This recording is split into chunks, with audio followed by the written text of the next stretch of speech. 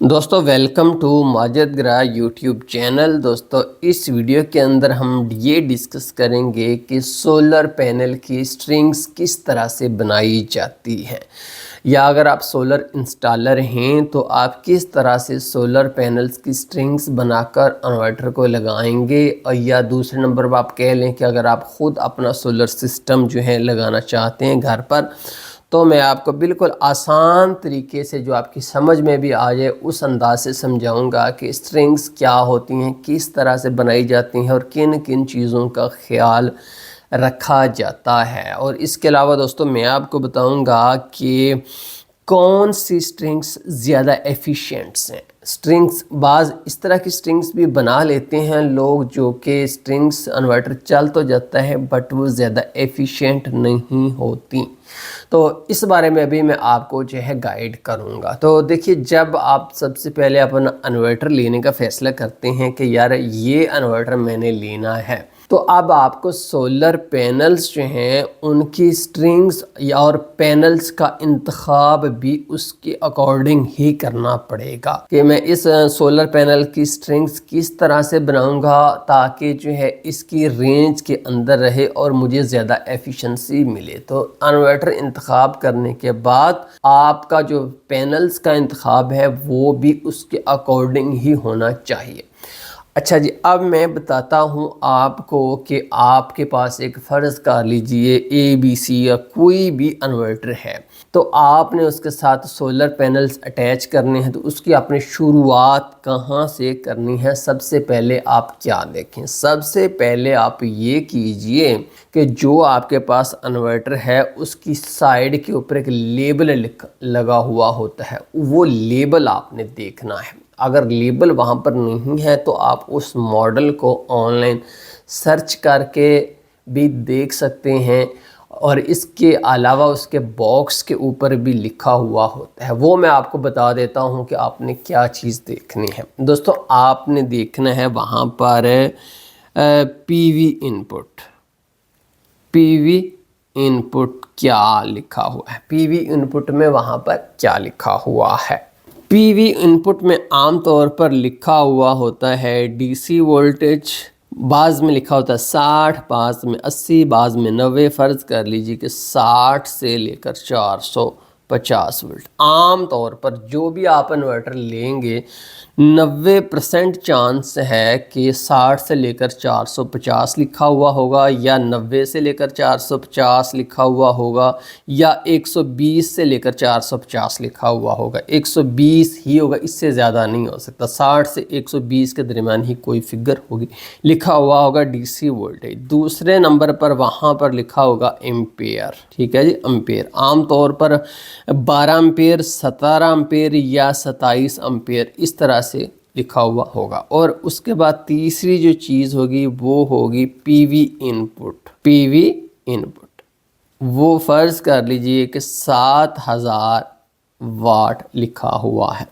ये 3 फिगर्स जो हैं आपको मिलेंगी जब भी आपका कोई भी इन्वर्टर होगा। तो ये जो है 7000 वाट का मतलब ये नहीं है कि इन्वर्टर भी एग्जैक्टली 7000 वाट का ही है। इन्वर्टर आमतौर पर इससे कम का होगा। मसलन अगर 7000 वाट के पैनल्स को लगेंगे तो 7000 दोस्तों आउटपुट कभी भी नहीं मिलती। आपको पता है ना कि पैनल की एफिशिएंसी कोई 70-80% होती है, इससे ज़्यादा नहीं होती। अगर आपने फ़र्ज़ कर लिए 585 वाट के लिए हैं तो अब वो जो है वो 500 भी दे दें, 450 भी दे दें तो बहुत है, इससे ज़्यादा उनकी आउटपुट नहीं होती। ये बात आपने अपने जहन में रखनी है। तो PV 7000 इनपुट का मतलब ये नहीं कि इन्वर्टर भी हमारा 7000 वाट का, ये इन्वर्टर इससे कम का ही होगा। हाँ जी, क्लियर होगी बात? ठीक है जी। अब जनाब ये चीज़ें क्या है, इनको मैं बारी बारी एक्सप्लेन कर देता हूँ ताकि मेरे सज्जनों आपको समझ आ सके। DC वोल्टेज का मतलब ये है कि इन्वर्टर को कोई पता नहीं होता कि मेरे साथ पैनल लग रहे हैं। जो उसकी PV इनपुट जहाँ लिखा हुआ होता है ना, वहाँ पर कोई BMS नहीं लगा हुआ होता, कोई डेटा की कम्युनिकेशन नहीं हो रही होती पैनल्स के साथ, सिर्फ एक वोल्टेज उसको मिल रही होती है। ये आप जहन में रखें। تو یہاں پر ڈی سی وولٹ انہوں نے لکھا ہوا ہے 60 سے لے کر 450. بھئی جو اس کی ان پٹ ہے جہاں پر اس کے پینلز کا لگنے ہیں وہاں پر آپ 60 سے لے کر نا 450 کے درمیان کوئی بھی وولٹیج دے سکتے ہو. 60 کے اوپر وہ آن ہو جائے گا.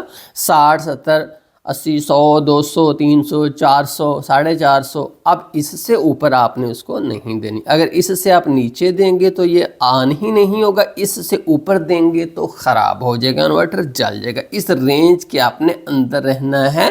یہ بات اپنے ذہن میں بٹھائیے، ٹھیک ہے جی. اب ہم نے چاہے وہ یہ وولٹیج آپ کسی سپلائی سے دے دیں، آپ اس کو یہ وولٹیج اس کی بیٹری سے کسی بیٹریوں سے دے دیں، 5-6 بیٹریوں کی سیریز میں جوڑ کر کہیں سے بھی آپ اس کو یہ ڈی سی وولٹیج دے دیں تو آپ کا انورٹر آن ہو جانا ہے.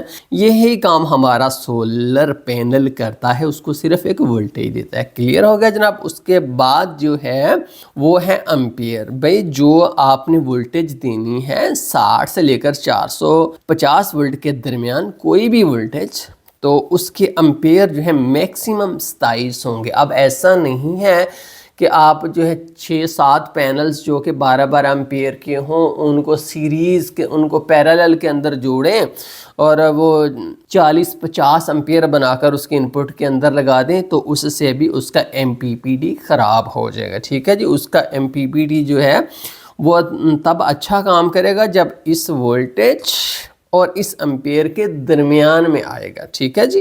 کلیئر ہو گیا نا. اس کے بعد تیسرا جو ہوتا ہے وہ ہوتا ہے پی وی ان پٹ. پی وی ان پٹ کا مطلب ہوتا ہے کہ کتنے واٹ کے آپ اس کو سولر پینل لگا رہے ہیں، یعنی کہ جتنے آپ نے پینل لگائے ہیں جتنے بھی ان کے کل جو واٹ ہیں وہ کتنے بنتے ہیں. ٹھیک ہے جی.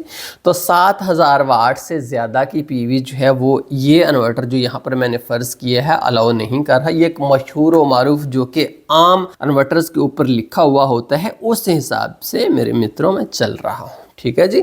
یہ 3 چیزیں آپ نے دیکھنی ہیں، کلیئر کٹ یہ لکھی ہوئی ہوتی ہیں. اب آئیے جی یہ تینوں چیزیں آپ نے اپنے ذہن میں بٹھا لیں کہ میں نے جو ہے 60 سے 450 وولٹیج دینی ہے، 27 امپیئر سے اوپر نہیں جانا، اور میں نے 7000 واٹ کی پی وی جو ہے پوری کرنی ہے. اگر آپ اس سے نیچے رہتے ہیں تو بھی کوئی مسئلہ نہیں. ایسا نہیں کہ انورٹر نہیں چلے گا، انورٹر چل جائے گا، لیکن ہمیں میکسیمم پاور لینے کے لیے اس کی میکسیمم پی وی جو رینج ہے اس کو پورا کرنا اچھا ہوتا ہے تاکہ آپ کو ہر وقت پاور ملے. اچھا جی. اب آئیے دوسری طرف، وہ ہے ہمارے سولر پینلز. عام ایک جنرل سولر پینل کی بات کروں تو دوستو وہ ہوتا ہے 50 وولٹ کا، ڈی سی ہوتا ہے. ٹھیک ہے. کبھی بھی یہ سولر پینلز جو ہیں یہ اے سی نہیں ہوتے، ڈی سی ہوتے ہیں. 50 وولٹ کا ہوتا ہے اور اس کے بعد امپیئر کتنے کا ہوتا ہے؟ 12 امپیئر کا ہوتا ہے. 50 وولٹ اور 12 امپیئر کی ہوتا ہے. ٹھیک ہے جی. اب اس اکارڈنگ ہم نے چلنا ہے. اب اگر فرض کر لیجئے کہ میرے پاس ایک پینل ہے تو یہ تو 60 پر آن ہوتا ہے نا یہ جو ہے، تو 50 وولٹ کی اگر میں اس کو ایک پینل لگا دیتا ہوں تو کیا میرا یہ جو ہے انورٹر آن ہو جائے گا؟ بھائی نہیں ہوگا. اگر میں 2 پینل لگا دیتا ہوں تو کل بن گئے 100 وولٹ. ٹھیک ہے جی. تو اس کی M P P T range 60 تھی، میں نے اس کو 2 پینل لگائے تو 100 وولٹ تھے. یاد رکھیے پینلز میں نے جو ہے سیریز کے اندر لگائے ہیں. ٹھیک ہے. 50 اور 50 100 وولٹ تو یہ آن ہو جائے گا. لیکن دوستو جو ہی میں اس کے اوپر لوڈ ڈالوں گا نا اس انورٹر کے اوپر تو یہ ٹرپ کر جائے گا. کیوں؟ جو ہی لوڈ چلے گا تو یہ 100 جو ہے جھٹ سے کام ہو کر 60 سے نیچے 50-40 کی رینج میں چلے جائیں گے تو جو ہے یہ کام ٹرپ کر جائے گا بار بار. کوئی لوڈ یہ اٹھانے کی صلاحیت نہیں رکھے گا. ٹھیک ہے جی. اگر فرض کر لیجئے کہ میں اس کے ساتھ 4 پینلز سیریز کے اندر لگا دیتا ہوں تو 200 وولٹ ہو جائے گا. اب یہ سٹیبل جو ہے کچھ آپریٹ کرنا شروع کر دے گا. اگر میں اس کے ساتھ جو ہے وہ 6 پینلز لگا دیتا ہوں تو یہ 300 وولٹ جو ہیں اس کو مل جائیں گے جو کہ اس کی M P P T range کے تقریباً سینٹر میں پہنچ چکے ہیں. تو اب یہ سموتھلی کام کرنا شروع کر دے گا. ٹھیک ہے جی. اگر فرض کر لیجئے کہ میں اس کے ساتھ 8 پینلز لگا دیتا ہوں اس انورٹر کے ساتھ تو یہ 400 وولٹ نکالنا شروع کر دے گا اور نہایت ہی سٹیبل چلے گا. یاد رکھیے آپ درمیان میں 6 کے بعد 7 وہ بھی لگا سکتے ہو، اس میں بھی حرج نہیں ہے. अच्छा जी, लेकिन इसकी MPPT रेंज तो 450 है ना। अगर फ़र्ज़ कर लिए मेरे दोस्तों मैं इसके साथ 9 पैनल्स लगा देता हूँ तो ये 450 वोल्ट हो गया, तो इसकी अभी भी MPPT रेंज के अंदर है। लेकिन यहाँ पर मैं आपको एक नहायत ही इम्पोर्टेंट बात बताने लगा हूँ दोस्तों, दिल के कानों से सुनिए। वो पता क्या है कि आपको क्या इस बात का पता है कि जो हमारे सोलर पैनल्स हैं ये सर्दियों में ज़्यादा वोल्टेज देते हैं, एम्पेयर जो हैं वो ज़्यादा नहीं देते, एम्पेयर उतनी रहती हैं, वोल्टेज उनकी ज़्यादा हो जाती है, एम्पेयर तो ड्रॉप हो जाते हैं, वोल्टेज ज़्यादा हो जाती है। तो जो पैनल होता है ना 50 का, तो जब टेम्परेचर कम होता है तो वो 60 देना शुरू कर देता है। तो अगर मैंने 9 पैनल्स की एक स्ट्रिंग बनाई तो ऐसा है कि गर्मियों में तो बड़ा प्यारा काम करेगी, लेकिन होगा पता क्या, सर्दियों में दोस्तों ये स्ट्रिंग जो है 500 वोल्ट को पहुंच जाएगी, जो कि मेरे इस इन्वर्टर के लिए बड़ी डेंजरस है। मैंने तो ये हिसाब रखना है कि गर्मी सर्दी में हर सीज़न में मेरा इन्वर्टर है, तो इसलिए जो है हम इसमें 9 पैनल्स की तरफ नहीं जाएंगे, हम 8 पैनल्स की तरफ ही रहेंगे। तो इसीलिए जो है वो अक्सर आपने देखा हुआ होगा कि 8 पैनल्स की स्ट्रिंग्स लगाई जाती हैं। 8 पैनल्स कहते हैं जी, वो मैंने जो 8 सोलर पैनल लगवाकर सिस्टम लगवाया जी, 8 पैनल लगवाया 350 300। जब इससे वोल्टेज ड्रॉप हो जाएगी तो उसकी एफिशिएंसी जो है वो उतनी ज़्यादा नहीं रहेगी, इसलिए अपर वोल्टेज के अंदर आपको लिए MPPT के अंदर रहना ज़्यादा सूटेबल होता है। तो यहाँ पर दोस्तों मुझे पता चल गया कि अगर जो है मैं 8 पैनल्स की स्ट्रिंग बनाऊं तो मैं इसकी DC वोल्टेज रेंज के अंदर रहूँगा, ठीक है जी। और फ़र्ज़ कर लीजिए कि मेरे पैनल जो हैं वो 585 वाट के हैं, ठीक है, 585 वाट का पैनल मैंने लिया है। अब यहाँ पर मैंने देखना है कि अगर 585 वाट के 8 पैनल हों तो ये कितने वाट के बनते हैं, तो ये हैं 4680 वाट बनते हैं। तो यहाँ पर वोल्टेज रेंज तो मैंने अचीव कर ली, लेकिन देखिए मेरा PV इनपुट 7000 है। मैंने तो इन्वर्टर पर पैसे खर्च किए थे यार, PV 7000 का लिया था। अब मैं 4680 वाट लगाकर इतना नीचे रहूँ उस पावर से इतना नीचे रहूं, तो ये फर्ज कर लीजिए कि ये है 12 एम्पियर का, ठीक है। एम्पियर वही रहेंगे, जो 12 एम्पियर थे एम्पियर वही रहेंगे। अब मेरे पास एक सॉल्यूशन आया कि मेरा जो इन्वर्टर है वो 27 एम्पियर का है, तो क्यों ना मैं 4680 की एक और स्ट्रिंग लगाकर साथ 12 एम्पियर की, तो जो है इसको डबल कर दूं, ये 24 एम्पियर हो जाएंगे, जो कि इसकी MPPT रेंज जो है ना एम्पियर की उसके अंदर ही है ना भाई। 24 भी तो इसके नीचे ही है ना, इससे ऊपर नहीं मैंने जाना, इससे नीचे तो जाऊंगा। जबकि फिर देखिए ना 4680 जो है ज़रबे 2 कर दूंगा मैं, तो ये 9360 वाट बन गया। तो अब एक और प्रॉब्लम आ गया। प्रॉब्लम दोस्तों ये आ गया कि मैंने तो PV जो है 7000 वाट से ज़्यादा देनी नहीं थी भाई। इसका जो है PV इनपुट कंपनी ने कहा है कि 7000 वाट आपने देनी है, तो मैंने तो इसको 9000 वाट से भी ज़्यादा की PV दे दी, पावर इनपुट के अंदर दे दी। PV जब मैं बोल देता हूँ तो इसका मतलब है सोलर पैनल का इनपुट। तो यहाँ पर मुझे ये पता चल गया कि यार मुझे कुछ ना कुछ अब करना पड़ेगा, ठीक है जी, कुछ ना कुछ करना पड़ेगा। तो मैं ऐसे करता हूँ कि जो 8 पैनल की स्ट्रिंग बनाई थी ना उसको मैं पीछे ले जाता हूँ। मैं ऐसे करता हूँ कि मैं 6 पैनल्स की स्ट्रिंग बनाकर देखता हूँ तो मुझे क्या रिजल्ट्स मिलते हैं। आइए ज़रा 6 पैनल्स की स्ट्रिंग्स बनाते हैं। तो MPPT रेंज जो है उसके अंदर वोल्टेज तो उसके अंदर ही है, 300 वोल्ट है, तो ज़बरदस्त है, वोल्टेज का तो कोई मसला नहीं है।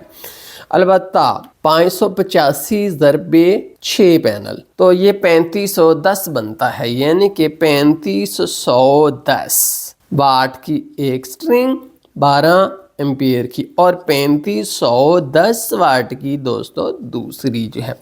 तो एम्पियर जो है वो भी MPPT रेंज के अंदर है और ये 7000 और 20 की वाट की PV इनपुट है जो कि इसको मैच कर गई है। तो अब मुझे पता चल गया कि मुझे ऐसे करना होगा 6 पैनल्स की 2 स्ट्रिंग्स बनानी होंगी। पहले 6 पैनल्स लूँगा, उनको सीरीज़ में कनेक्ट करूँगा اور اس کے بعد جو ہے پھر ان کو جب ان کی 2 اسٹرنگ بن گئی تو ان کو آپس میں جوڑ کر ان کے امپیر میں ڈبل کر لوں گا، تو اس سے میری یہ تینوں چیزیں جو ہیں یہ میچ ہو جائیں گی۔ تو اسی طرح سے آپ نے جو ہے ہمیشہ جو ہے سوچنا ہوتا ہے۔ تو دوستو یہ تھا سولر اسٹرنگس بنانے کا طریقہ۔ مجھے امید ہے کہ آپ کی سمجھ میں کچھ آ چکا ہوگا۔ اگر فائدہ ہوا ہے تو آپ ویڈیو کو لائک کر سکتے ہیں۔ اس کے علاوہ اگر آپ کے پاس کچھ سوال ہے نا تو کمنٹس باکس کے اندر کریں۔ تو جو ایکسپرٹس لوگ ہیں ان کو بھی میں ریکویسٹ کرتا ہوں کہ یار کمنٹس کے اندر ایک دوسرے سے ہم ڈسکشن کیوں نہیں کرتے، کیوں نہیں ایک دوسرے کے سوال و جواب جو ہے وہ ہم اس کا آنسر کرتے، اس سے ہم سب کی معلومات میں اضافہ ہوتا ہے۔ بہت شکریہ ماجد گرا یوٹیوب چینل دیکھنے کا۔ اللہ حافظ۔